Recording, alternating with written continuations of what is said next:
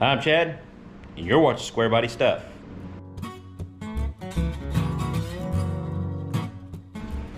Well, welcome back to the channel, everybody. I appreciate everybody watching.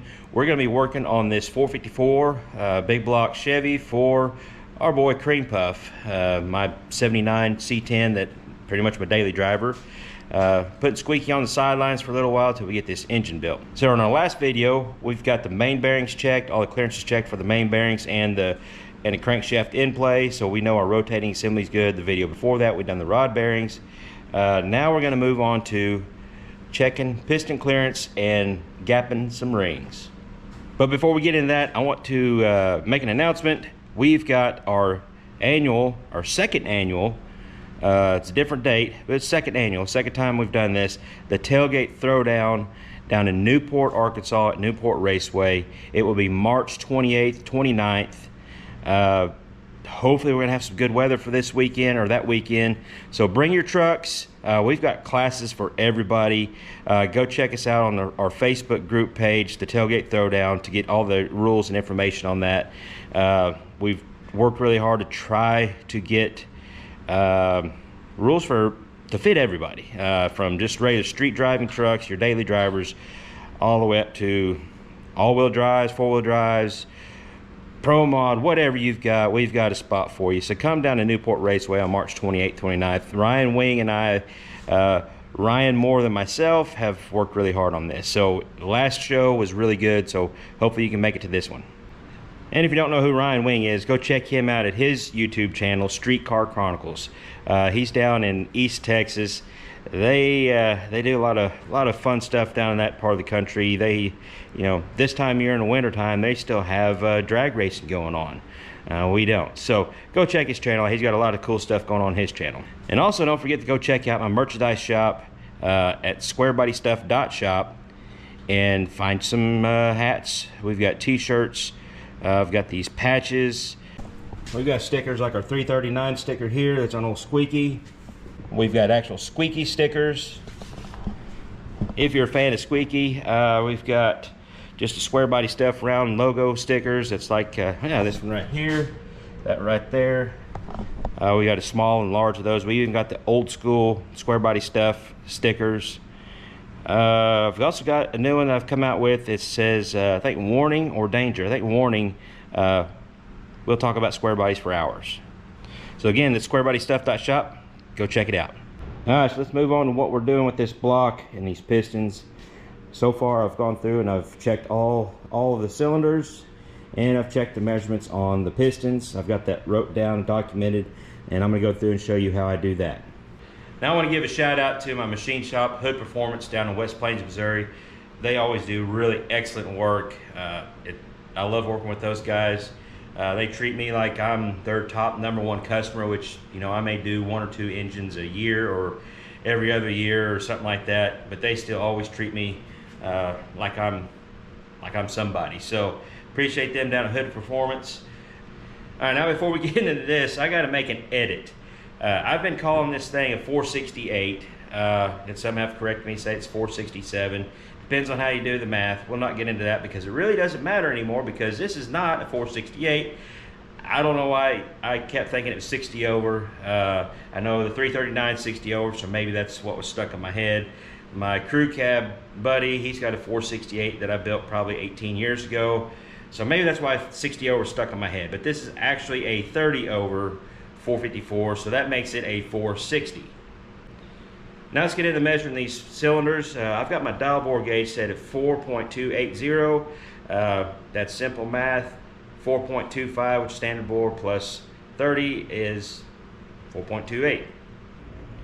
So all you do is just like checking your main bearings or any other cylinder. You stick it down in there and you move it back and forth until your needle drops to the lowest number, and that's what you've got. And then you just go through and measure every one of them.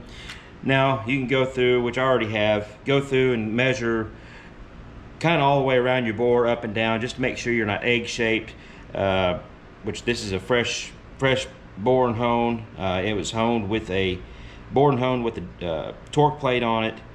So these things are all nice and true. Every cylinder is the same exact size, and that makes it great to work with it. Now they all do measure out to 4.281. They give me just a little extra clearance on the cylinders. These are forged pistons. It's well within the specs of the piston manufacturer. But like I said, I'd rather have a little bit of a loose engine.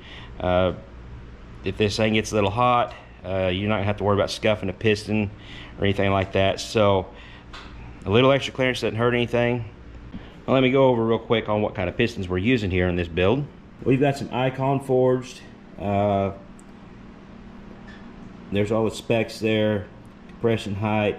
This is a 200 thousandths solid dome. Gives us a negative 18.3 cc crown. 4032 alloy. They're a really good piston for kind of a budget-minded build. They're still forged. I've had some good luck with them. I know a lot of other people have used them and had good luck with them. Depending on what piston manufacturer you're using, they may or may not have this coating, and if they do have this coating, they may or may not have this blank spot. This blank spot on these is actually where you're supposed to take your skirt measurement. So you'll just take your piston, set it down, use your micrometer, and measure your skirt. All right, so you just take your micrometer, and it would make it easier to clamp these in a vise or something with some plastic jaws, but you gotta kind of wiggle it around, get a good accurate measurement. Oh, I moved a little bit. So we've got 4.275 right on the money. And all the pistons measured out the same, which again is nice, no variance and all that. So it made it easy to do all the math. Let's transfer my numbers over here. And that gives us 6 thousandths clearance on every hole. Like I've said in my other videos, once I get it done on my notebook, then I transfer it to my build sheet or my data sheet. That way I have records from, next time I pull this engine apart, hopefully 20 years from now maybe, I can check my tolerances and see, make sure what kind of wear we've got and what's going on with it. All right, let's talk about this clearance on the pistons for a second. I don't really know. There probably is kind of a rule of thumb for piston side clearance, but it depends on what kind of material they're made out of, the application. A lot of variables go into your side clearance, because if you have a cast piston, you'll want a tighter tolerance. Now a forged piston, they do swell up more, they grow more, so you need a little extra tolerance. And you get some other exotic alloys or whatever, and it depends on what you've got, on what your clearance should be. So it's a good idea to actually refer to your manufacturer's specifications. And this is Icon's paper, and for just a street towing or street nitrous or naturally aspirated, they're calling a max of 4.5 thousandths to 5.5 thousandths. But for like marine application, you can go on way on up on that. So it's depends on your application. This is going to be kind of a hot street application, and again, that's why I'm not worried about the extra thousandths of clearance or half thousandths. Depends on what you're looking at. The main thing is they're all the same, they're within tolerance, and it's going to make a nice little hot rod engine. Now if you watch the video on the connecting rods, you'll know that I've got all of them numbered for what journals are going on. So I need to match those up with my pistons, and what I did was all the weights are marked on each rod and each piston, and I just kind of matched them up to where they're all about even. Some of them are within, there's a little bit of variance in the weights, but as long as I get them, roughly all the same, which they end up coming out pretty good, that way I can go ahead and number my pistons, keep them in order at this stage, so that way I know where they're going in the engine, with what rod they're going with, and start organizing that. All right, I'm gonna get this all kind of cleaned up. I'm gonna get the piston rings out, get them organized, and we're gonna start gapping some rings. The ring gap is the amount of gap you have in between the ends of your ring while it's installed in the cylinder. If you're not sure what your ring gap should be, it depends on the application again. If you're running just a mild street application, you can run a tighter ring gap. The more power you add to it, heat, all that stuff. If you're running a power adder, you want to add is, you know, more and more ring gap. So it depends on what you're doing with it, is how much ring gap you really want. Now the paperwork that came with these pistons, it shows what you're wanting to do, and it has the ring gap in factor. So we're kind of somewhere around the street towing, street nitrous, you know, just a healthy engine. So between 4.5 to 5 thousandths per inch of bore. So you take your bore, ours is 428 times 0.0045, and that's 19 thousandths. So let's go with the 5 thousandths times 0.005, so 21. So I decided to set all the ring gap for the top ring at 20 thousandths. I went kind of in between the two because this is going to be mainly just a street engine. Now that's for the top ring. The second ring, actually their specifications didn't have anything for the second ring. Usually the second ring is going to be a little bit looser, so I set the second ring at 24 thousandths. Now for the oil rings, they're real thin oil control rings on the bottom. Usually that's like a minimum of 15 thousandths, and that's what these are set to. I didn't have to do anything with them. They were right at 15 thousandths. So you do want to check all those, make sure you don't have any issues there. You want to check everything so you don't have any issues. And I also want to note, nothing in these instructions or paperwork that came with these rings said that they needed to be file fit. So if you weren't paying attention and you didn't do all this stuff and double checking everything, and you just read the instructions or whatever and just set the rings in there without checking them, you would have had issues with this engine, because these rings were at like 12 to 13 thousandths gap before I started filing on them. Now the apparatus I had to file rings is just a cheap one from Summit Racing. I've got it bolted down to my table, works out real good. And what I usually do is, on the first one, I'll just try to count my revolutions and go, if I'm going to go 10 revolutions or 5 revolutions, whatever, I do half those revolutions one way with the ring one way, and then I'll do the other half, flip it over, do the ring the other way. That's just my personal preference. I feel it gets a little more even. I don't know. But let me set the camera up and I'll show you. I've got one more ring to file, and I'll show you how I do that. And once you get a couple of them done, you'll kind of know where you need to be at, and pretty much be able to just file your ring one time in the machine and set it in there and be good to go.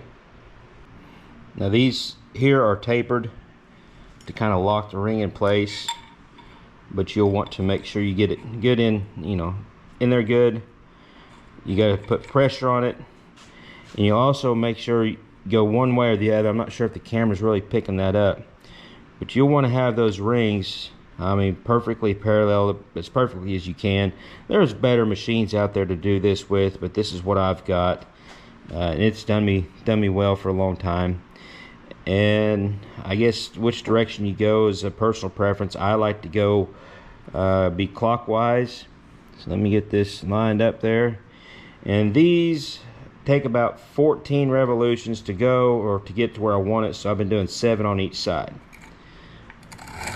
1, 2, 3, 4, 5, 6, 7 ish.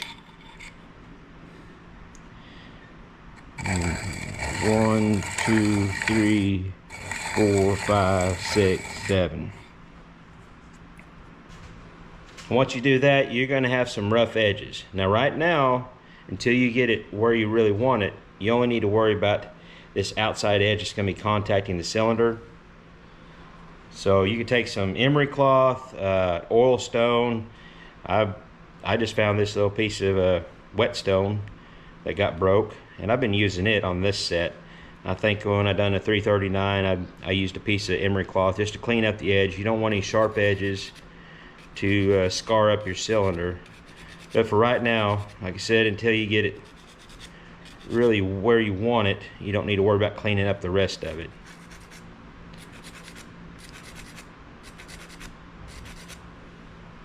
Now, to get the rings set in your bore nice and square, you can use an old piston, a new piston, or a bore squaring or a piston ring squaring tool. I don't have one for any of this. I used to use an old piston, or actually I used the new piston. I'll take one of the rings and put in the oil groove, the wide groove. You could do it in the second groove, but put it in this groove, gets it down a little bit further in the bore. And at this stage, it really doesn't matter where your gap is at, just wherever it's easiest for you to measure. Get it set down in there. Take your piston, shove it down in there, and it gets it nice and square. Then use the trusty old feeler gauges, which these guys, I need to get a new set for this kind of stuff. These are getting pretty rough. Let's see, 20 thousandths. Let's see how close I got on this on the first shot. Bam. Right at 20 thousandths. It's got just a little bit of drag. Just enough whenever I clean this up and dress it, it'll be just fine. So now I'll take my stone and clean it. Dress it all the way up, all the way around. You don't want any sharp edges anywhere. If you have any sharp edges anywhere, it can cut into your piston, make the ring stick, cause a bunch of extra wear. You don't want that. So you can clean it up.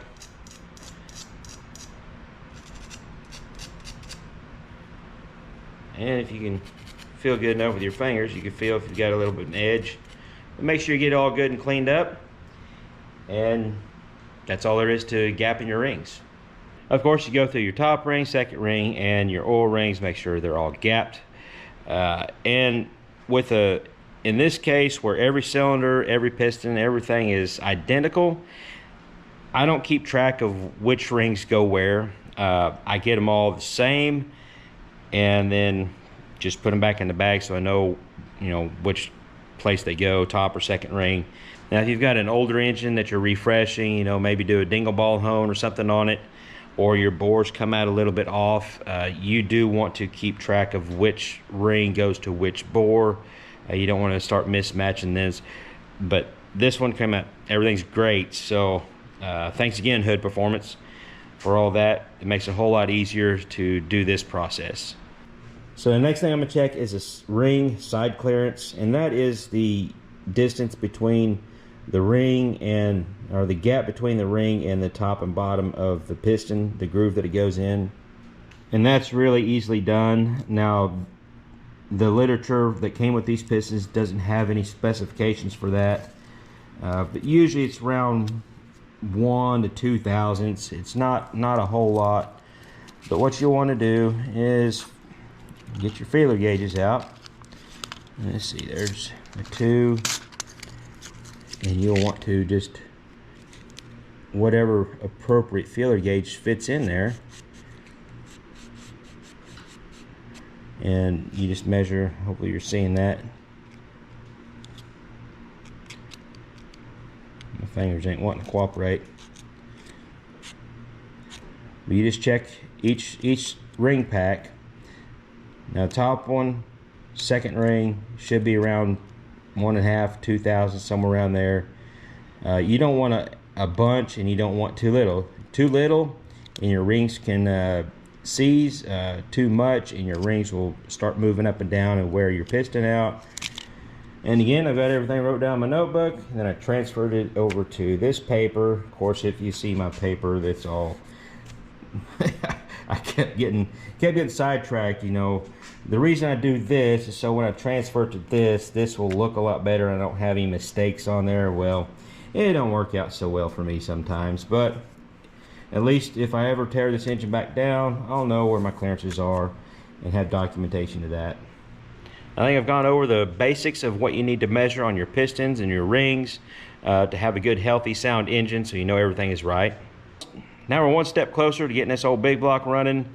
Still got a little ways to go. Got a lot of stuff to check out. I've got some work that I need to do to the heads, intake, check out the camshaft and all that stuff. So I think my next step is I'm going to go ahead and stick the camshaft in here, get it degreed in, figure out where I want it, check all that stuff out.